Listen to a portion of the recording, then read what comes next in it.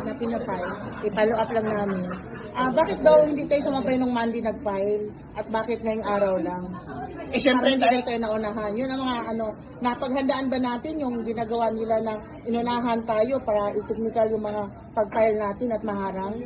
diligent kami. Yung nag-file ng Monday, hindi magaling kaya mabilis gumawa. Kung bulok talaga ang complaint mo at mahina kang abogado, hindi ka marunong mag-attach ng mga dokumento, ebidensya, ng maayos na videos at mga proof ng iyong mga allegation, ang bilis mo talaga ang gumawa. Pero wala kang kwentang abogado. Ang isang abogado na magaling, matagal magprepara para high quality at sure ang impeachment. Kaya nag-file kami agad-agad this week at medyo natagalan ng ilang araw. Yung difference ng several days between filing ng Monday at yung file namin kahapon, ang laking difference ng quality. Nakita nyo naman, maleta versus sa ilang pages lang na final ng Monday.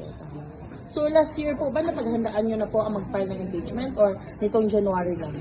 Pwede pinaghandaan na natin yan simula pa lumabas yung unang issue na involved si BBM sa pagnanakaw ng kaban ng bayan. Dahil obligasyon po ng bawat Pilipino once nakita mo ng iyong leader ay nagnanakaw ng pera, i-avail mo dapat ang sarili mo sa binibigay ng konstitusyon para siya ay matanggal dahil hindi tayo pwedeng magtiis na pamunuan tayo ng mga magnanakaw. Kung anumang avenue ang ibinibigay ng konstitusyon para tanggalin ang isang korap na leader, kailangan nating gawin.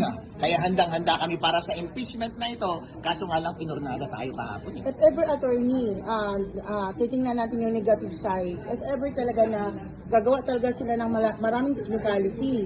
So, maaasahan natin na itong reklamo natin mapupunta na sa Supreme Court.